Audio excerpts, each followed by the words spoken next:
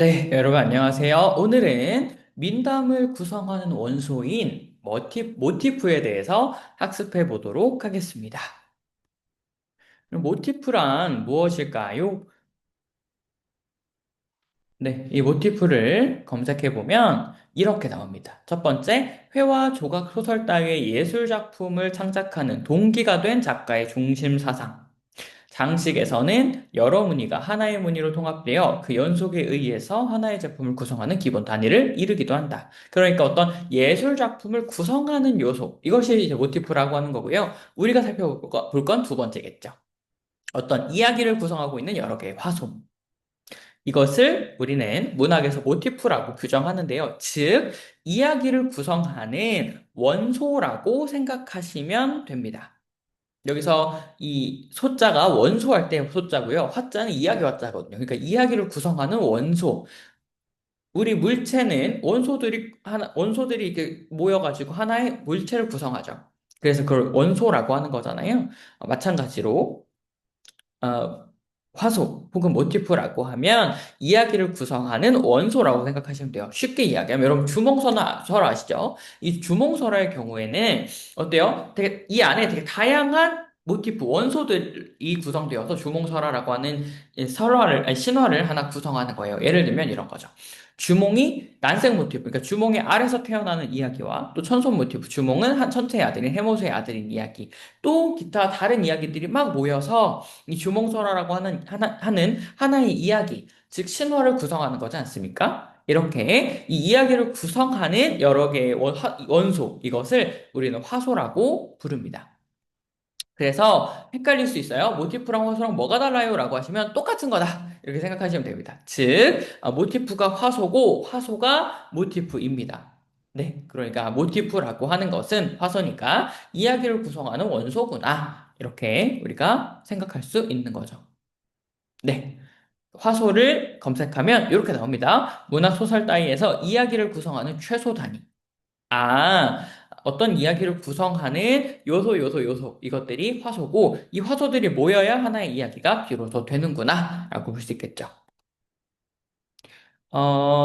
네, 그래서 그래픽으로 설명하면요. 이렇게 이야기가 여러 가지 화소들로 구성되어서 하나의 이야기를 구성한다라고 하는 것들을 볼 수 있는 거고요. 이 화소를 정의하면 이렇게 네 가지 정도 나오는데요. 첫 번째, 예술 작품을 표현하는 아까 살펴봤던 작가의 중심 사상이라고 볼 수 있는 거고, 두 번째, 이게 중요하겠죠. 서사의 창작 동기와 관련된 사상, 소재, 이야기의 구조, 이런 것들, 우리 화소 모티프라고 하고요. 또 이야기의 주제를 이루는 사건의 최소 단위. 이것을 우리는 모티프 화소라고 하고, 하고, 이 화소, 그럼 모티프라고 하는 건 언제부터 등장했습니까? 라고 물어보신다면, 이 화소 모티프는요, 설화, 민담을 분석하는 가장 기본적인 요소고, 민담을 분석할 때 처음 등장했습니다. 왜냐면, 여러분, 설화 중에 가장 많은 부분을 차지하는 이야기가 뭐였습니까? 그쵸. 민담이었어요. 왜요? 신화 전설 민담 중에 뭐가 가장 많았어요? 네, 민담이 많았어요. 민담은 설화 중에 신화와 전설을 제외한 나머지라고 했으니까 아주 방대하고 아주 내용이 많은 이야기였어요. 그쵸. 그리고 설화의 특징은 또 뭐였어요? 입에서 입으로 전달이 되기 때문에 아주 다양한 이본, 하나의 이야기라고 하더라도 다양한 버전이 존재한다는 것이 우리 설화의 특징이었고, 그 중에 가장 많은 자리를 차지하는 게 설화였어요. 민담이었어요. 그 이 민담을 분석하기 위해서는 어떤 기준이 필요했겠죠.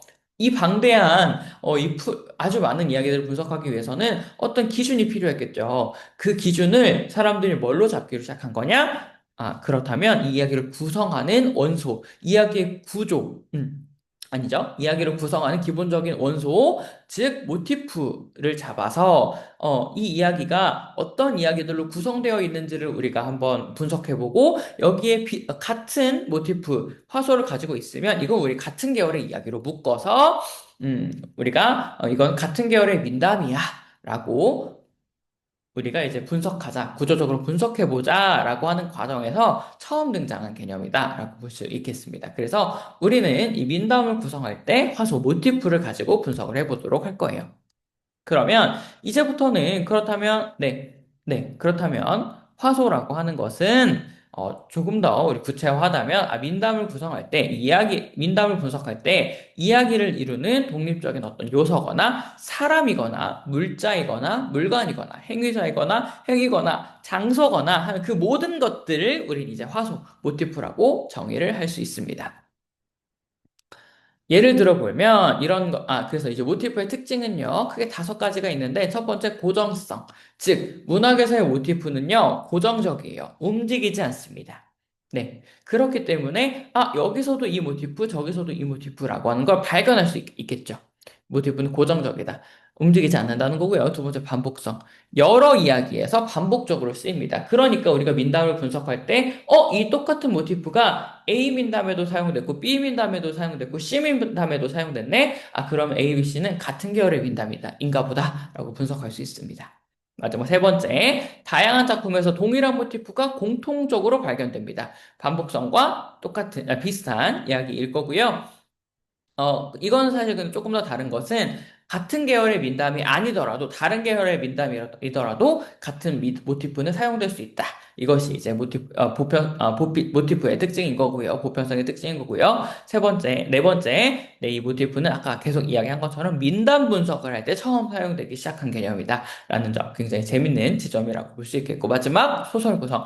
그렇게 이 서서의 가장 첫 시작이라고 하는 설화, 그중에서 민담에서 모티프라고 하는 건 처음 사용되었지만 오늘날까지도 이 모티프는 사용되어지고 있고, 그래서 소설을 구성하는 가장 중요한 요소 중에 하나다. 그러니까 우리는 모티프를 학습해야 한다라고 볼 수 있겠습니다. 이 모티프에는요, 굉장히 다양한 종류가 있는데, 그중에 제가 가장 대표적인 종류 몇 가지만 소개시켜 드리도록 하겠습니다. 첫 번째, 난생 모티프입니다. 난이라고 하면 일반적이지 않다 이런 뜻인데요. 일반적이지 않은 출생 과정을 가진, 이 모티프가 출생 과정을 드러나 있는 이야기. 여기 이제 난생 모티프를 찾을 수 있고요. 소위, 알에서 태어났다거나, 네, 이런 것들 이제 일반적이지 않죠. 혹은 뱃속에서 보통 사람은 10개월 있다가 태어나야 되는데 막 2년 있다가 태어났다거나 이런 이야기가 있습니다. 이런 것들 이제 난생 모티프라고 볼 수 있고요. 천선 모티프는 하늘 혹은 신의 핏줄인 인물이 등장하는 거. 네, 이런 것들이 환웅, 그죠? 단군 신화를 보면 이제 환웅이 네, 단군 신화를 보면 단군이 이제 환웅 신의 아들이죠. 이렇게 하늘의 핏줄을 가졌죠. 이런 것도 이제 천선 모티프라고 볼 수 있고요. 혼사장의 모티프는요, 오늘날까지 남아 있습니다. 그쵸? 네, 막장 드라마에 오늘날까지 남아 있는데, 남녀 등장인물이 혼인, 네, 결혼하는 것을 굉장히 여러 요소들이 이제 방해를 합니다. 시부모님이 방해를 하기도 하고요. 아니면 결혼을 하려고 하는 순간에 천재지변이 일어나서 결혼을 못하게 되기도 합니다. 이렇게 혼사장에 대한 내용이 남아있는 경우에는 혼사장의 모티프라고 하고요. 네 번째, 적항 모티프는요, 적강, 말 그대로 하늘에서 내려왔다 이런 뜻인데요. 하늘의 인물이 죄를 지어서 인간 세상으로 내려오는 경우, 가장 대표적으로 견요와 직녀. 하늘에서 죄를 지어서 인간 세상으로 내려오게 되죠. 이런 것들 이제 적강 모티프라고 우리 하고요.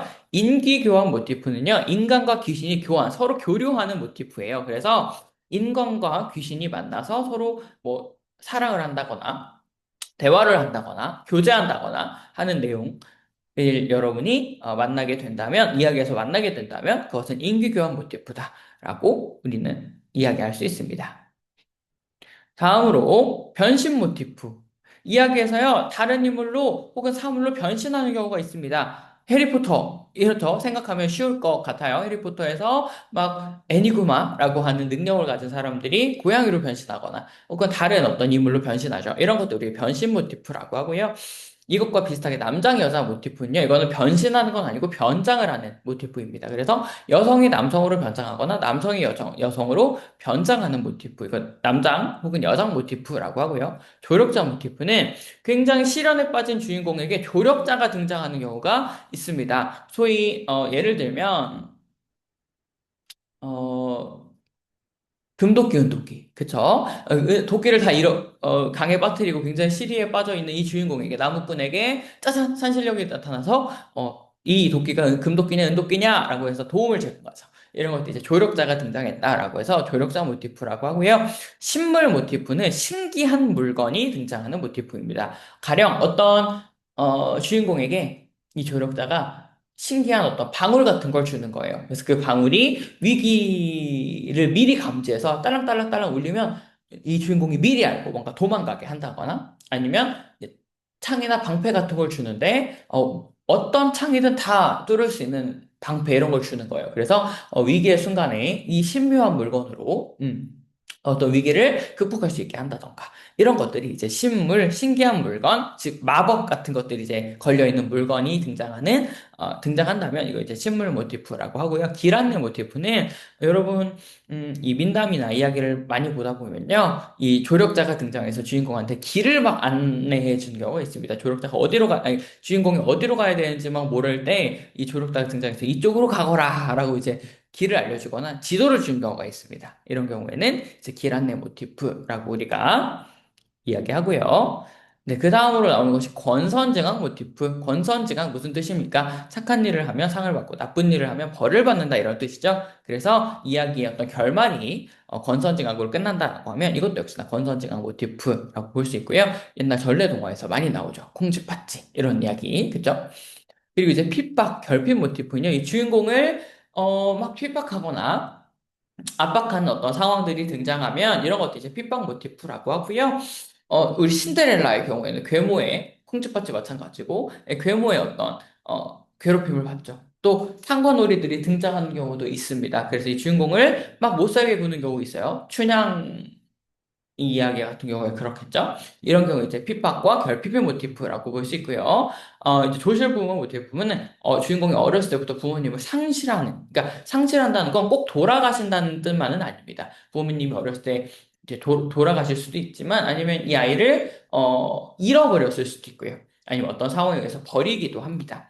이런 경우에는 이제 조실부모, 어쨌든 부모님을 상실해버린 것은 맞기 때문에 조실부모 모티프라고 하고요. 금기 모티프는 뭐냐면 판도라의 상자 같은 겁니다.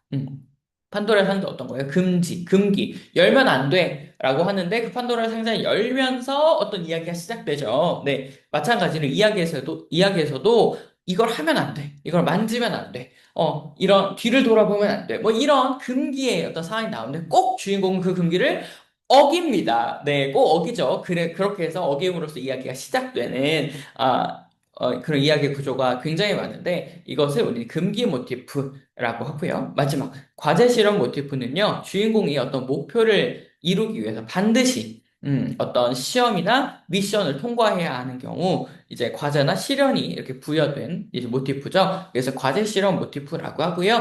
예를 들면 콩쥐팥쥐의 네, 괴모가 이 콩쥐한테 이 연회장에 오기 위해서 이 깨진 독에 물을 채워놔라. 또 이렇게 조랑, 네, 볼이랑, 이게 흙이랑 모래랑 섞인 이것을 이제 분리해놔라. 이런 어떤 과제를 주잖아요. 그쵸? 이런 것들, 이제 주인공이 목표를 위해서, 연회장에 가기 위해서 통과해야 하는 어떤 미션이나 시험이 제시되는 거, 이런 것들도 이제 과제 실험 모티프라고 할 수 있겠고요. 또, 그리스 로마 신화에 보면, 뭐, 헤라클레스의 몇 대 과업, 이런 것들, 아프로디테의 몇 대 과업, 네, 아프로디테가 며느리인, 푸시케한테 줬던 어떤 미션들이 있거든요. 그래서 이런 어떤 과학들이 등장하는 경우에는 과제 실험 모티프라고 볼 수 있습니다. 됐죠?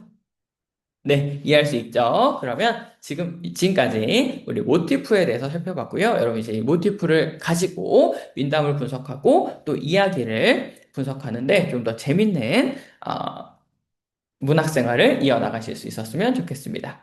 오늘은 여기까지 하겠습니다. 수고 많았습니다.